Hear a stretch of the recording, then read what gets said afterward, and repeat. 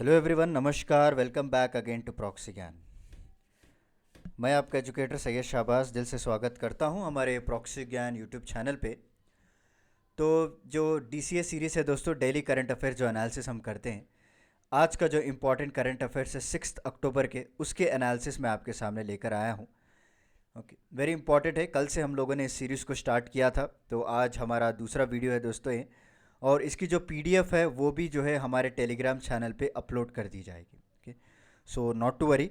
आपको सिर्फ इसको एक काम कीजिए, आप ये वीडियो को प्ले कीजिए, कानों में ईयरफोन्स लगाइए और बस सुनते बैठिए ध्यान से। नोट्स बनाने की कोई भी ज़रूरत नहीं है दोस्तों, क्योंकि नोट्स जो है इसकी ऑलरेडी इसमें टेलीग्राम में अपलोड कर दी गई है।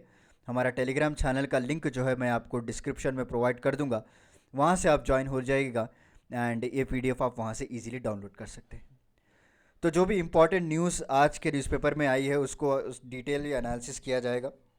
कि एक इम्पॉर्टेंट रिपोर्ट भी पब्लिश हुई है जो इंटरनेट फ्रीडम रिपोर्ट है, तो उसके बारे में हम बहुत ही डिटेल में डिस्कस करेंगे और इंडिया का रैंक कहाँ है वो भी आपको बताया जाएगा। उसके बाद एक ट्राइबल फेस्टिवल है दोस्तों सरलम्मा फेस्टिवल, तो उसके बारे में आज हम डिस्कस करेंगे। आगे मैं आपको टॉपिक्स बता दूंगा, नॉट टू वरी। तो इस स्टार्ट करने से पहले एक छोटा सा अपडेट मैं आपको देना चाहता हूँ कि हम लोगों ने यूपीएससी 2024 के लिए एक बैच को शुरुआत की है जिसका नाम है जीत निश्चय। जी हाँ, यहाँ पे आपको बहुत सारे फीचर्स हैं, जैसे कि लाइव एंड रिकॉर्डेड क्लासेस मिलेंगे, वन ऑन वन मेंटरशिप रहेगा दोस्तों, सेशन विद इंडस्ट्री एक्सपर्ट्स और सिविल सर्वेंट्स आपको रहेगा, आंसर राइटिंग और एवेल्युएशन भी किया जाएगा, आपको एमसीक्यूज होंगे, हैंड रिटन नोट्स होगी, राइट, पर्सनल अटेंशन आपको दिया जाएगा। अभी सिर्फ लिमिटेड 50 सीट्स ही हैं, ओके, जो कि 4999 में इसका प्राइस रखा गया है। आप अधिक जानकारी के लिए इस बारकोड को स्कैन कर सकते हैं दोस्तों। अभी आप जो है 7 डे ट्रायल भी ले सकते हैं। जैसे ही आप इस बारकोड को स्कैन करेंगे आपको 7 डे फ्री ट्रायल भी दिया जाएगा। उसके बाद आप डिसाइड कर सकते हैं कि आप इससे आगे बढ़ना है या नहीं। ठीक है, लिंक आपको इसके डिस्क्रिप्शन में मिल जाएगा, वहाँ से आप ये कर सकते हैं, या फिर आप इसी बारकोड को डायरेक्ट स्कैन कर लीजिएगा, आपको सारे डिटेल्स मिल जाएंगे दोस्तों। ठीक है, चलिए आज का लेक्चर शुरू करते हैं बिना किसी देरी के। और शुरू करने से पहले एक छोटी सी रिक्वेस्ट है कि आप हमारे चैनल को प्लीज़ लाइक, शेयर और सब्सक्राइब कर दीजिएगा एंड नोटिफिकेशन बेल आइकॉन को भी ऑन कर लीजिए, ताकि जितने भी इंपॉर्टेंट वीडियोस हैं आपको टाइम टू टाइम इसका अपडेट मिलता रहेगा। और हमारे टेलीग्राम ग्रुप को भी ज्वाइन कर लीजिएगा for more UPSC contents. Okay, तो let's start. Table of content की बात करें तो पहला है फ्रीडम हाउस रिपोर्ट, इसी के रिपोर्ट के बारे में आपको स्टार्टिंग में बता रहा था। दूसरा हम डिस्कस करेंगे नोबेल प्राइज़ फॉर लिटरेचर। मेरे प्रीवियस लेक्चर में जो 5 अक्टूबर में मैंने कवर किया था, वहाँ पे मैंने पढ़ाया था for the chemistry, Nobel prize जो मिला था केमिस्ट्री के लिए मिला था। अब आज हम लिटरेचर के बारे में बात करेंगे, किसको दिया गया, क्या किताब थी और क्या बेसिस पे दिया गया। थोड़ा बहुत नोबेल प्राइज़ के बारे में भी हम हिस्ट्री जान लेंगे। दिल्ली लिकर केस, ये भी इंपॉर्टेंट है दोस्तों। ओके, एमपीज को अरेस्ट किया गया, क्या है इसके बारे में जानेंगे। और सामक्खा सरक्का जो फेस्टिवल मनाई जाती है, ट्राइबल फेस्टिवल है ये तेलंगाना में होती है एक्चुअली। ओके, ये हमारे ही शहर में होती है, यहाँ से थोड़ी दूर है। और सिक्किम फ्लड के बारे में जानेंगे, क्योंकि डेथ टोल जो है वो 14 हो चुका है और डैम जो है फ्लड अवे होने की वजह से बहुत सारे लोग जो है मृत्यु हो चुकी है दोस्तों, बहुत सारे लोग मिसिंग भी हैं। ये टॉपिक मैंने कल भी आपको पढ़ाया था, आज भी हम इसके बारे में डिस्कस करेंगे। और उसके बाद थोड़े ऐसे आर्टिकल्स हैं जो स्टेट पीएससी के लिए हैं, जो आप खुद भी डिस्कस कर सकते हैं। ठीक है, चले पहला जो आर्टिकल है वो यहाँ पे आप देख सकते हैं, India expanding the censorship regime. जी हाँ दोस्तों, जो सेंसरशिप लगाई जाती है हर जगह पे, उसका जो रेजिम हमको देखने को मिला है वो एक्सपैंड होता जा रहा है दोस्तों। ठीक है, सेंसरशिप मतलब किसी चीज़ को रोक टोक कर देना या फिर किसी पे बैन लगा देना। ओके, यहाँ पे हमको एक्सटेंड होने को देखने को मिला है, बिकॉज यहाँ पे अगर आप देखेंगे कहीं तो इंटरनेट फ्रीडम को हमको जो है ज़्यादा करना चाहिए, मतलब we should liberate our people. But यहाँ पे अगर आप देखेंगे तो इंडिया का रैंक देखिए यहाँ 50 है, नंबर 50 पे। ओके, पार्टली फ्री है दोस्तों, मतलब हम लोगों को उतने राइट्स नहीं दिए गए अभी भी जितना देना चाहिए अकॉर्डिंग टू दिस रिपोर्ट। आगे मैं आपको बताऊंगा। तो ये freedom house report says that India resorting to the AI enabled digital repression दोस्तों। ठीक है, ये हमको ये पता चला है कि 29 कंट्रीज़ में जो है वहाँ पे खुले आम ह्यूमन राइट्स को डिटोरेट किया जा रहा है। जी हाँ, ओके, ह्यूमन राइट्स का उल्लंघन कर रहे हैं। और ये जो रिपोर्ट्स है ये जून 2022 से लेकर, ठीक है, मई 2023 तक के जितने भी ऑब्जर्वेशन है ये देखे गए हैं। इसमें सबसे जो वर्स्ट कंट्री है वो ईरान है और म्यांमार है, क्योंकि ईरान ने तो सरासर लोगों को हत्या की है वहाँ पे, जो ऑनलाइन कमेंट्री करते हैं उनके गवर्नमेंट के खिलाफ। okay? और म्यांमार में तो कई लोगों को डेथ सेंटेंस दे दिया गया है। क्या आप कैन यू इमेजिन कि आप अपने शब्दों को एक्सप्रेस भी नहीं कर सकते ऑन द इंटरनेट। चलिए उसी के बारे में मैं आपको बताता हूँ। उससे पहले एक छोटा सा टेबल आप यहाँ पे देख लीजिए। Iceland is a top country जिसको मिलता है स्कोर 94। 100 अगर मिल जाए दोस्तों तो ये टॉप कंट्री होती है जिन्होंने फुल फ्रीडम दे रखा है फॉर इंटरनेट। ओके, आप अपने स्पीच को, एक्सप्रेशन ऑफ स्पीच को बैन कर सकते हैं। और जो 1 होता है वो वर्स्ट होता है दोस्तों। यहाँ पे आप देख सकते हैं आइसलैंड जो है स्कोर अच्छा है इसका 94। यहाँ पे लोगों को फुल फ्रीडम दिया गया है। यूके का स्कोर 79 है, जर्मनी का 77 है, यूएस का 76 है। ब्राज़ील यहाँ से जो है पार्टली फ्री कंडीशंस में आ जाते हैं दोस्तों, 64, 52। और इंडिया जो है श्रीलंका से भी पीछे है, 50 है। एंड पाकिस्तान यहाँ पे आप देख सकते हैं ये तो कम्प्लीटली नॉट फ्री कैटेगरी में आ चुका है दोस्तों। नॉट फ्री की कैटेगरी में आ चुका है। यहाँ पे आपने रैंक देखा होगा, it's 26th rank. So this is a जो इम्पोर्टेंट कंट्रीज़ हैं यहाँ पे टेबल लिस्ट बना के आपको बताया गया है। चलिए अब देखते हैं रीज़न क्या है। According to the new report by Freedom House, ये जो ग्लोबल इंटरनेट फ्रीडम रिपोर्ट है, 13वीं बार जो है डिक्लाइन हमको देखने को मिला है। 1 नहीं, 2 नहीं, 3 नहीं, बल्कि 13th कॉन्सिक्यूटिव ईयर हमको डिक्लाइन देखने को मिला है दोस्तों। Can you imagine the situation of the global internet freedom, कि किस तरह से लोगों को राइट्स को धज्जियाँ उड़ाई जा रही है, उनके इंटरनेट फ्रीडम को रोका जा रहा है। कई एरियाज़ में तो व्हाट्सएप नहीं चलता, इंस्टाग्राम नहीं चलता। चाइना जो है, चाइना लगातार 8th टाइम जो है वो अपने कई सारे वेबसाइट्स को बैन कर चुका है। गवर्नमेंट के फेवर में के वेबसाइट्स को प्रमोट कर रहे हैं ये लोग। ओके, इनके अपने खुद के सोशल मीडिया प्लेटफॉर्म्स चलते हैं दोस्तों। एंड ईरान में अगर बात करें तो वहाँ पे और भी वर्स्ट सिचुएशन है, उन्होंने तो व्हाट्सएप और इंस्टाग्राम को भी बैन कर दिया। तो लोगों की हालत बहुत ख़राब है। और यहाँ पे फ्रीडम हाउस के बारे में थोड़ा जान लेते हैं। Is a non profit organisation based in Washington DC दोस्तों। ओके, सो यूपीएससी के जो MCQs है उसमें पूछने के बहुत सारे चांसेस आपको मिलेंगे कि इस साल इंडिया का रैंक कौन सा रहा, दैट इज़ 50 रैंक हो गया। और ये फ्रीडम जो हाउस है ये कहाँ पे हेडक्वार्टर है, दैट इज़ वाशिंगटन DC पे हेडक्वार्टर है दोस्तों। ठीक है, and it was establish in the year 1941। कब एस्टैब्लिश किया गया? 1941 में। It is best known for political advocacy surrounding issue दोस्तों। जो भी पॉलिटिकल इश्यूज चलते हैं और जो भी ह्यूमन राइट्स के रिलेटेड जो डिटोरेट किए जाते हैं उसके पर ये अपनी रिपोर्ट को लेकर आते हैं दोस्तों। पॉलिटिकल फ्रीडम हो गया, ह्यूमन राइट्स हो गया।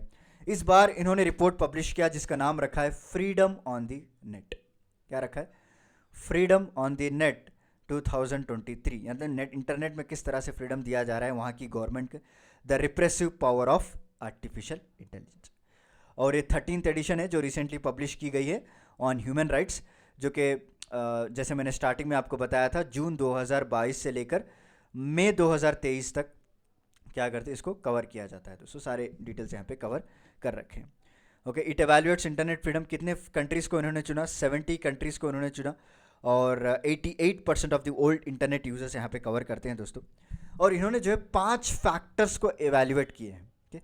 क्या क्या सेंसरशिप है, दिस इज़ वेरी इंपॉर्टेंट। अगर आप आंसर राइटिंग लिख रहे हैं तो ये 5 पॉइंट्स को एज इट इज़ लिख दीजिएगा, आपका एग्जामिनर इंप्रेस हो जाएगा। ठीक है, पहला जो पॉइंट इन्होंने मेंशन किया, इंटरनेट कनेक्टिविटी रेस्ट्रिक्शंस। दूसरा उन्होंने किया blocks on social media platforms. तीसरा ब्लॉक्स ऑन वेबसाइट्स। चौथा ब्लॉक्स ऑन VPNs। एंड पांचवा जो है फोर्स रिमूवल ऑफ कंटेंट। किस तरह से जो है अगर अब कोई भी व्यक्ति एक इंटरनेट में कंटेंट को अपलोड करता है उसको किस तरह से दबाव में लाकर उसको रिमूव कर दिया जाता है या ब्लॉक कर दिया जाता है दोस्तों। कई तरह के सोशल मीडिया प्लेटफॉर्म्स ब्लॉक कर देते हैं। इंटरनेट कनेक्टिविटी रेस्ट्रिक्शंस होते हैं। हमारे इंडिया में भी आपने देखा होगा, जम्मू कश्मीर में जब इंटरनेट शटडाउन्स भी बहुत बार हुए हैं दोस्तों। Right, so highlights of the reports की बात करें तो इस रिपोर्ट के हिसाब से ये जाना जा रहा है कि 29 कंट्रीज़ में जो है ह्यूमन राइट्स को धज्जियाँ उड़ा दी गई हैं। जो ह्यूमन राइट्स हैं उनको जो डिटेरियोरेट कर दिया गया है। एंड चाइना, जैसे मैंने अभी आपको बताया, straight 9th year ranked world most या फिर worst environment for internet freedom दोस्तों। और म्यांमार जो है वो वर्ल्ड का 2nd most repressive online freedom माना जा रहा है। एंड यहाँ पे अगर आप देखेंगे डिजिटल रिप्रेशन का, देखिए मतलब क्या होता है, पहले मैं बता देता हूँ। डिप्रेशन का मतलब है कि किसी चीज़ को पकड़ के रखना, ओके, उसको बंद करके रखना, उसको फ्रीडम नहीं देना दोस्तों। तो यहाँ पे अगर आप देखेंगे तो ईरान में जो डिजिटल रिप्रेशन है बहुत ही ख़राब है। यहाँ के अथॉरिटीज़ पूरा इंटरनेट सर्विसेज को शट डाउन कर चुके हैं। व्हाट्सएप को ब्लॉक कर दिए हैं, इंस्टाग्राम को ब्लॉक कर दिए हैं, राइट। और जो एंटी गवर्नमेंट के जो प्रोटेस्ट होते हैं ना, उनके ऊपर स्ट्रिक्ट सर्वेलेंस रखा गया है दोस्तों। वहाँ के लोगों को, वहाँ की पीपल को, they don't have any freedom to discuss about their government. वो ना गवर्नमेंट के बारे में ना अच्छा बोल सकते हैं, ना बुरा बोल सकते हैं, उनकी पॉलिसीज़ को क्रिटिसाइज़ कर सकते हैं, कुछ भी नहीं कर सकते। ओके, सिर्फ जो गवर्नमेंट बोलेगी वही को उनको मानना पड़ेगा दोस्तों, राइट। इसीलिए ये सारे फैक्टर्स को जब आप कंसिडर करेंगे, जो एक ग्लोबल फ्रीडम रिपोर्ट है, 13th टाइम डायरेक्टली डिक्लाइन हो चुका है। ओके, डिक्लाइन यहाँ पे मिला है 13th कॉन्सिक्यूटिव ईयर। और डिजिटल रिप्रेशन जो ईरान में हमको बहुत ज़्यादा देखने को मिला, और यहाँ पे 70 कंट्रीज़ में, out of 70 countries 55 countries people faced legal repercussion for expressing themselves. और 40 ऐसे कंट्री हैं जहाँ पे फिजिकली असॉल्ट किया गया है और मार भी दिया है दोस्तों फॉर ऑनलाइन कमेंट्री।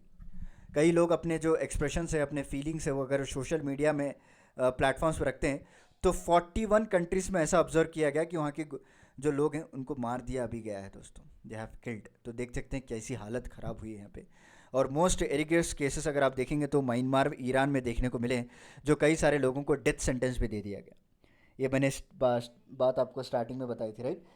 तो लोगों को डेथ सेंटेंस भी दे रहे हैं because of this internet freedom की वजह से, क्योंकि वो अपने गवर्नमेंट के खिलाफ कुछ डिस्कस कर रहे हैं, तो चलो मार दीजिए। ये कहाँ से इंसाफ है भाई। ये रिपोर्ट कहीं ना कहीं आर्टिफिशियल इंटेलिजेंस के बारे में भी जिक्र करती है दोस्तों।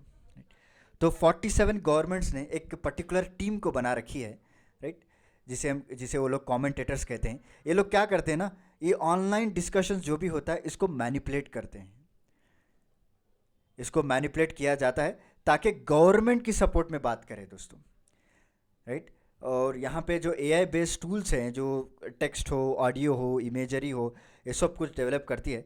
तो over the past new year ये जो न्यू टेक्नोलॉजी यूटिलाइज़ की गई है 16 कंट्रीज़ में, वहाँ पे भी जो है कई तरह के पब्लिक डिबेट्स को मैनिपुलेट किया गया है, उनकी गवर्नमेंट की अच्छाई के बारे में बताया गया है दोस्तों। एंड इंडिया की हालत क्या है, तो इंडिया में जब मैं आपको टेबल दिखा रहा था तो हम लोग क्या थे दोस्तों, पार्टली फ्री थे। क्या थे? पार्टली फ्री थे, जो कि 50th रैंक था हमारा, 50वां रैंक था हमारा। तो इंडिया की हाथ बात करें तो इंडिया में भी जो है कई तरह के सेंसरशिप मेथड्स इन्वॉल्व होते हुए नज़र आए हैं, एक्सेप्ट VPN ब्लॉकिंग। जैसे मैंने स्टार्टिंग में कहा था, अगर 100 स्कोर है तो it is highest digital freedom, अगर 1 स्कोर है तो क्या बोलते हैं उसको, वर्स्ट रिप्रेशन कहा जाता है। और इंडिया एग्जैक्टली मिडिल में बैठा हुआ है दोस्तों, 50वां है, राइट। और आइसलैंड का 94 है, जो कि एक बेस्ट क्लाइमेट है इंटरनेट फ्रीडम के लिए। तो दिस आर द फ्यू जो ऑब्जर्वेशन से देखे गए, और हमारे इंडिया के हिसाब से क्या क्या इंपॉर्टेंट है वो भी मैंने आपको बता दिया। और जो इंपॉर्टेंट 5 पॉइंट्स है वो आप याद रख लीजिएगा दोस्तों, आंसर राइटिंग में आपको अच्छे से काम आएंगे। 5 पॉइंट्स मैं दोबारा आपको बता देता हूँ कहाँ पे है वो। Net so internet connectivity restrictions, block on social media platform, block on websites, block on VPNs और फोर्स रिमूवल ऑफ कंटेंट। तो हमारे इंडिया वाले ने VPNs को छोड़कर बाकी सारे इसको वेबसाइट को बैन करना शुरू कर दिया, वेबसाइट्स को बंद कर दिया, ओके। या फिर कोई कंटेंट जाता है तो उसको फोर्स रिमूव करवाया जाता है। तो यहाँ पे हमको सेंसरशिप देखने को मिली है दोस्तों, राइट। तो नेक्स्ट इंपॉर्टेंट जो लेक्चर जो टॉपिक है, that is Norway's Jon Fosse wins Nobel for literature. Nobel prize दिया गया दोस्तों for Norwegian author Jon Olav Fosse, इनका नाम है, okay. He was awarded the prize for his innovative plays and prose which give voice to unsayable, this is important. और Nobel prize की बात करें तो एक प्रेस्टिजियस प्राइज़ है जहाँ पे 6 डिफरेंट फील्ड्स में दिया जाता है दोस्तों। फिजिक्स हो गया, केमिस्ट्री हो गया, साइकोलॉजी और मेडिसिन, लिटरेचर एंड पीस। और 1968 में अगर बात करें तो यहाँ पे 6th प्राइज़ को इंट्रोड्यूस किया गया in the field of economic science दोस्तों। जो स्वेरिज रिक्स बैंक है, जो कि स्वीडन की सेंट्रल बैंक है, उन्होंने एक प्राइज़ को इस्टेब्लिश किया in economic sciences in memory of sir Alfred Nobel, जो कि फाउंडर ऑफ नोबेल प्राइज़ है। ऑल्फ्रेड नोबेल साहब जो कि एक स्वीडिश केमिस्ट हैं, इंजीनियर हैं और इंडस्ट्रियलिस्ट हैं, जो कि डायनामाइट के इन्वेंट किया था इन लोगों ने, बट अनफॉर्चुनेटली आज उसका गलत इस्तेमाल हो रहा है। एंड यहाँ पे जो है 5 प्राइजेस को नोबेल प्राइज़ दिया गया, और फर्स्ट जो अवार्ड दिया गया वो 1901 में दिया गया था दोस्तों। However if a person is awarded a prize and dies before receiving it, the prize is presented, okay. ये पोस्टमोसली तो मिले नहीं, नोबेल प्राइज़ और नॉट अवार्डेड पोस्टमसली, जैसे कि हमारे इंडिया में होता है ना, भारत रत्न पोस्टमसली दिया जाता है, ओके। जो परमवीर चक्र होता है उसको पोस्टमसली दिया जाता है, बट नोबल प्राइज जो है they are not awarded posthumously. अगर if a person is awarded a prize and dies before receiving it तब उनको दिया जाता है, मगर किसी मरे हुए व्यक्ति को फिर बाद में याद करके देना वो नोबल प्राइज़ की खासियत नहीं है। किस तरह से ये लोग विनर चुनते हैं, देखो नथिंग बट सिंपल भाषा में मैं आपको समझाता हूँ। सॉरी, बीच में मोबाइल आ गया था, मैं उसको साइलेंट कर दिया। तो सिंपल लैंग्वेज में समझाता हूँ दोस्तों। यहाँ पे अगर आप देखेंगे तो कमिटी का एक मेंबर होते हैं, तो कमेटी बनाई जाती है, 5 मेंबर्स वो कमेटी में होती हैं और उन लोगों के हिसाब से यहाँ पे सिलेक्शन किया जाता है। तो जैसे यहाँ पे मेंशन किया है 5 members to be elected by the Norwegian parliament for Nobel peace prize. Okay, और Royal Swedish Academy of Sciences जो है वो नोबल प्राइज़ देती है इन फिजिक्स एंड केमिस्ट्री, और कैरोलिंस्का इंस्टीट्यूट जो है वो नोबल प्राइज़ देती है इन साइकोलॉजी और मेडिसिन में। तो एक एक की एक एक जिम्मेदारी दी गई। स्वीडिश एकेडमी जो है वो नोबल प्राइज़ देती है इन लिटरेचर। ओके, 5 मेंबर की कमेटी जो कि नॉर्वेजियन पार्लियामेंट में इनको अपॉइंट किया जाता है दोस्तों। और रॉयल स्वीडिश एकेडमी जो है वो इकोनॉमिक साइंसेस को भी यहाँ पे अवार्ड देते हैं फ्रॉम 1969 में। ठीक है, तो except for peace prize the Nobel prizes are present in Stockholm Sweden at the annual prize award ceremony on 10 December. ठीक है, सो नोबल पीस प्राइज को छोड़ के बाकी के जो नोबल प्राइजेस हैं वो स्टॉकहोम स्वीडन में यहाँ पे प्रेजेंट किया जाता है। The peace prize is presented at annual prize award in Oslo Norway में दिया जाता है दोस्तों on 10 December. This is very important. ये 2 पॉइंट्स वेरी इंपॉर्टेंट है क्योंकि peace Nobel prize are presented in Stockholm, सारे के जो जो मेडिसिन के हैं, लिटरेचर के हैं, साइकोलॉजी के हैं, वो सब कुछ स्वीडन में देते हैं। और जो पीस प्राइज होता है ना वो नॉर्वे में दिया जाता है ऑन 10 दिसंबर। क्लियर, समझ में आ गया?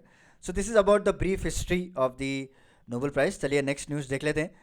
What is Delhi liquor case and what are ED's allegation against AAP leaders.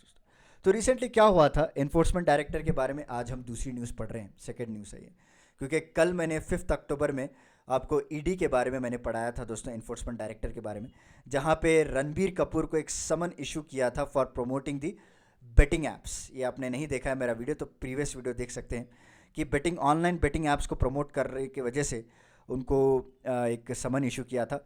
तो ऑनलाइन बेटिंग ऐप्स के बारे में मैंने डिटेलली आपको समझा रखा है, मेरिट्स क्या है, डीमेरिट्स क्या है, उसको लीगल करने से क्या फ़ायदे होंगे, इलीगल करने से क्या नुकसान होंगे, सब कुछ। ओके, मैंने आपको सब कुछ बता दिया। And enforcement director has arrested senior आम आदमी leader and member of parliament in Rajya Sabha जिनका नाम है संजय सिंह। क्योंकि जो सीएम थे, डिप्टी सीएम थे दिल्ली के, मनीष सिसोदिया, ये भी इसी केस में अरेस्ट हुए थे दोस्तों फरवरी 2023 में। ये न्यूज़ बहुत ही सनसनी बन चुकी थी उस वक्त, क्योंकि डिप्टी चीफ मिनिस्टर का अरेस्ट होना इस केस में इट्स एक ह्यूज इम्पैक्ट पड़ सकता है कि इमेज ख़राब हो सकती है पार्टी की। तो क्या क्या हुआ मैं आपको आगे बताऊंगा।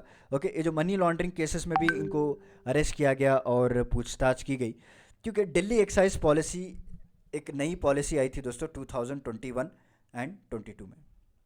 ठीक है, तो उस वक्त जो है ये एक्साइज पॉलिसी डिज़ाइन की गई थी दोस्तों नवंबर 17, 2021, और किस तरह से लिक्कर को मैनेज किया जाएगा सिटी में, वो बारे में यहाँ पे डिस्कस हुआ है। और इन्होंने क्या किया, जो गवर्नमेंट ने जो इस बिज़नेस से विड्रॉ करके कई तरह के प्राइवेट ऑपरेटर्स को यहाँ पे जिम्मेदारी दे दी गई कि आप लिक्कर शॉप्स को बनाएं, क्योंकि to improve the customer experience and stop the black marketing. ये एक्चुअली एक बहाना है, इसके पीछे जो है बहुत सारा पैसा छुपा हुआ है, ये मैं आगे आपको बताऊंगा। सो होल कंट्रोवर्सी जो है इसी न्यू एक्साइज पॉलिसी के बीच में घुलती रही। और दिल्ली ने क्या किया, भाई ये तो बहुत गड़बड़ कर रही है पॉलिसीज़, क्योंकि हमने तो सारा मार्केट सब पूरा प्राइवेट प्लेयर्स को दे दिया है, गवर्नमेंट के हाथ में कोई कंट्रोल ही नहीं रहा। तो इसीलिए दिल्ली गवर्नमेंट ने क्या किया, फिर दोबारा से ओल्ड एक्साइज रेजिम को वापस ला लिया।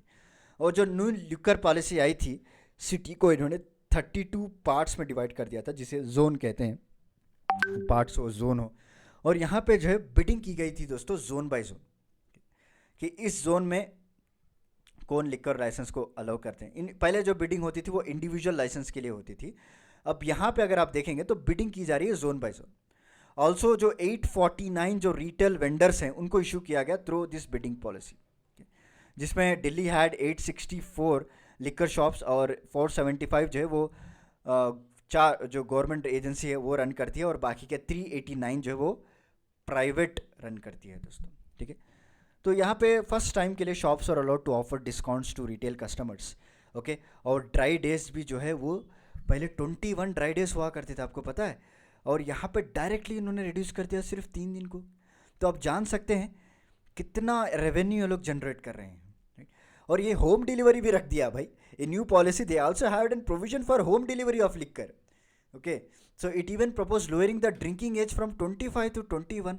देखिए कितने खतरनाक पॉलिसी ये लोग डिज़ाइन कर रहे हैं भाई। ये तो यूथ को ख़राब कर रहे हैं, घर वालों को ख़राब कर रहे हैं, डिस्काउंट दे के ख़राब कर रहे हैं, राइट। और इनफैक्ट ड्राई डेज रिड्यूस कर दिया गया from 21 to 3। This is very dangerous. और एक खुशखबरी सुनिए, यहाँ पे अगर आप देखेंगे रात के 3 बजे तक भी लिकर शॉप्स ओपन रहेंगे। ओके, आप समझ सकते हैं इस तरह की पॉलिसीज़ को डिज़ाइन किया गया था इन न्यू एक्साइज पॉलिसी में। हाउएवर, शांत रहिएगा, this were not implemented, right. So allegations की बात करें तो यहाँ पे Delhi liquor policy discount 1+1 scheme दिया गया, और जो लिकर रिटेलर्स हैं उनको हेफ्टी डिस्काउंट्स यहाँ पे दिए गए थे दोस्तों। ठीक, और लाइसेंसेस इशू किए गए फॉर इशूइंग एडवर्टाइजमेंट लिकर को प्रमोट करने के लिए। और यहाँ पे जो दिल्ली एक्साइज रूल्स है 2010 का, खुलेआम इसके धज्जियाँ उड़ाती गई दोस्तों, खुलेआम इसके धज्जियाँ उड़ाती गई। नंबर ऑफ ड्राई डेज की बात करें, जो मैंने बताया आपको 3 दिन तक रिड्यूस कर दिया गया। ये सब कुछ किया गया without the approval of council of minister दोस्तों। कोई भी पॉलिसीज़ में चेंजेस लाना है तो मेन इंपॉर्टेंट चीज़ है कि आप वहाँ के काउंसिल ऑफ मिनिस्टर को इन्फॉर्म करेंगे। उसके बाद जो वहाँ के जो लेफ्टिनेंट गवर्नर हैं उनकी ओपिनियन लिया जाएगा। ठीक है, तो ये तमाम चीज़ों के बाद ही जो है यहाँ पे ये चेंजेस लगते हैं। बट यहाँ पे लेफ्टिनेंट जनरल को तो कोई वहाँ के जो गवर्नर है उनको तो कोई भनक ही नहीं लगी है इधर। जो लाइसेंस इशू किए गए, राइट, जो एक्सटेंड किया गया जो टाइम, और जो एक्साइज ऑफिशियल्स ने अपने खुद से कर दिया without any increase in the tender licence fees. कई तरह के जो है लाइसेंस फीस को वेव ऑफ कर दिए गए थे दोस्तों। ओके, और इसके बाद जो है यहाँ पे आप देख सकते हैं 144 crore were waived off in January 2022, right. और अकाउंट ब्रांच के जो एक्साइज डिपार्टमेंट, उन्होंने स्पेसिफिकली रिकमेंड किया था कि no compensation should be allowed to the licensees, पर फिर भी जो है वेव ऑफ करते गए। ये जो सेक्रेटरी हैं दिल्ली के, जो नरेश कुमार हैं, ओके, वो भी एग्जामिन करना था, उन्होंने भी एग्जामिन नहीं किया दोस्तों। यहाँ पे बहुत सारे प्रोसीजर लैप्स देखने को मिले, इरेगुलरिटीज़ देखने को मिली। और ये जो रिपोर्ट जो है हमारे जो दिल्ली के डिप्टी सीएम सिसोदिया वो हेड करते हैं एक्साइज डिपार्टमेंट को, एंड उनके ऊपर इल्ज़ाम लगाए गए क्योंकि यहाँ पे कोई अप्रूवल भी नहीं लिया गया था दोस्तों। जब ये बात एलजी के पास पहुँची, वहाँ के जब लेफ्टिनेंट जनरल थे उनके पास, लेफ्टिनेंट गवर्नर के पास पहुँची, तो उन्होंने सीधा डायरेक्टली बोल दिया कि भाई सीबीआई साहब उतरिए आप इस मैटर में, यहाँ पे कुछ घोटाला चल रहा है, आप इसको अच्छे से देखना पड़ेगा। तो सीबीआई प्रोब में इन सारे लोगों को अरेस्ट कर दिया गया दोस्तों। ठीक है, तो चलिए नेक्स्ट देखते हैं। नेक्स्ट रिपोर्ट है Sarakka central tribal university approved by Telangana. तो रिसेंटली हमारे जो यूनियन कैबिनेट है उन्होंने एक ट्राइबल यूनिवर्सिटी को अप्रूव कर दिया फॉर तेलंगाना, जिसका नाम है सारक्खा सेंट्रल ट्राइबल यूनिवर्सिटी दोस्तों। ठीक है, जो कि मुलुगु डिस्ट्रिक्ट में, जो तेलंगाना में एक मुलुगु डिस्ट्रिक्ट है, वहाँ पे आती है ये। और इसका जो कॉस्ट रहेगा वो 889 करोड़ रहेगा दोस्तों। ठीक है, एंड जब हमारे नरेंद्र मोदी जी विजिट किए थे तेलंगाना को, तो उन्होंने अनाउंस किया था कि सामक्खा सारक्खा, जो कि मदर डॉटर डुओ हैं, ये एक्चुअली काकतीय डायनेस्टी के हैं दोस्तों। उस वक्त उन्होंने ट्राइबल कम्युनिटी के वास्ते बहुत कुछ किया था, उनके राइट्स के लिए। माँ बेटी हैं तो उनके नाम पे एक यूनिवर्सिटी रखी जाएगी। और Sammakka is said to be have married to a Pagididda Raju, जो कि फ्यूडल चीफ हैं ऑफ द काकतीय डायनेस्टी, जैसे मैंने आपको बताया, जिन्होंने वरंगल के एरिया पे राज किया था। उनको 2 बेटियां थी और 1 बेटा था दोस्तों। बेटियों का नाम था सारक्खा और सरलम्मा भी कहते थे, और नागुलम्मा जो कि दूसरी बेटी है, और एक बेटा था जिनका नाम था जामपन्ना दोस्तों। 13 सेंचुरी में एक बहुत बड़ी बैटल होती है लोकल रूलर्स में, क्योंकि ये लोग टैक्सेस के लिए इम्पोज करते रहते हैं। और सरलम्मा का जो है वो मर जाती है दोस्तों, वाइल सामक्खा जो है वो हिल्स में कहीं छुप जाती हैं। जो लोकल कोया के ट्राइबल्स हैं वो मानते हैं कि सामक्खा जो है एक देवता बन चुकी हैं, मेटामॉर्फोसिंग, मतलब एक स्टोन में बदल चुकी हैं, राइट। उस तब से जो है वो उनकी इबादत करते हैं, उनको वर्शिप किया जाता है, क्योंकि उन्होंने ट्राइबल लोगों के खातिर जो सफरिंग्स कर रहे थे वो लोग इम्पोजिशन ऑफ टैक्स की वजह से, उनके लिए लड़ा, और उनकी लड़ाई में जो इनकी माँ भी जो है मृत्यु हो चुकी थी। तो इसलिए यहाँ पे इनके जात्रा के टाइम पे निकाला जाता है। मुलुगु होल्ड से biennial festival in the Sammakka Saralamma Jatara जिसे कहते हैं दोस्तों। The event commemorates in the battle of mother daughter duo against the imposition of tax. और जैसे जैसे समय गुजरता गया, इन दोनों का नाम फेमस होता गया दोस्तों, and close to 1.5 crore devotees यहाँ पे आने लगे दोस्तों, from tribal and non tribal communities also. आसपास के आंध्र प्रदेश, MP, छत्तीसगढ़, उड़ीसा से यहाँ पे आने लगे।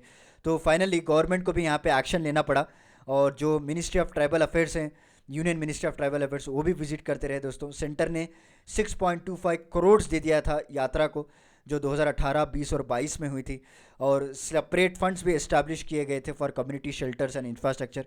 जो मिनिस्ट्री ऑफ टूरिज्म है उन्होंने स्ट्राइट अवे 75 करोड़ को सैंक्शन कर दिया दोस्तों अंडर स्वदेश दर्शन स्कीम। ओके, एक ट्राइबल सर्क्यूट को इन्होंने डिज़ाइन किया, जो सारे ट्राइबल एरियाज है वो लोग दिखाए जाएंगे, जैसे कि मुलुगु हो गया, लखनावरम हो गया, मेदावरम हो गया, तड़वई हो गया, दमरवी हो गया, मल्लूर हो गया।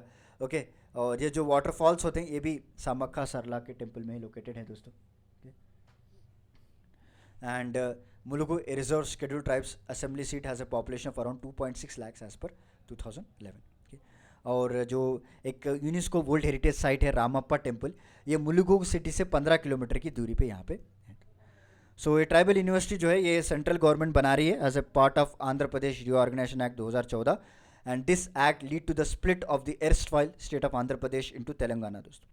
Under the act both Andhra Pradesh and Telangana would get support to establish a tribal university each. However, okay, Telangana Tribal University faced significant challenges as land allocation of 500 to 600 acres could not be done in time. तो चलिए आज का lecture यहीं पे ख़त्म करता हूँ मैं। जो इम्पोर्टेंट न्यूज़ है उसके बारे में मैं आपके सामने डिस्कस कर चुका हूँ। ओके, और नेक्स्ट मैं फिर कल मिलूँगा दोस्तों, जो भी इंपॉर्टेंट न्यूज़ उसके बारे में हम कल और डिस्कस करेंगे। तो चलिए मिलता हूँ दोस्तों अगले लेक्चर में कुछ इंटरेस्टिंग टॉपिक के साथ। तब तक के लिए धन्यवाद। Take care, stay safe, stay healthy. Thank you so much.